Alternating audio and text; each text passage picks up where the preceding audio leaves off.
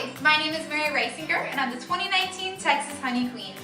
As the Texas Honey Queen, I travel across the state talking about honeybees and their importance in our everyday lives. Today I'm making for us a honey hummus.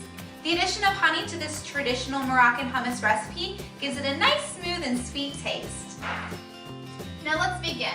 I have here 2 cans of chickpeas drained and rinsed with warm water. If you want, you can use dry chickpeas, and you just boil them for about an hour and a half prior to this recipe. Next, we have 1/3 of a cup of tahini. Tahini is roasted sesame seeds ground up into a paste. Next, I have honey made by our hardworking honeybees. Each honeybee only makes 1/12 of a teaspoon in its entire lifetime, so we really don't want to waste any of it.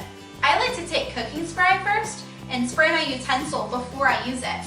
That way the honey slides right out. Here we have some lemon juice and some olive oil.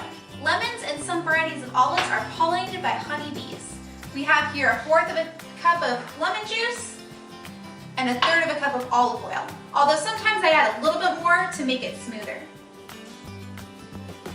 We have a teaspoon of minced garlic, a teaspoon of cumin, half a teaspoon of salt,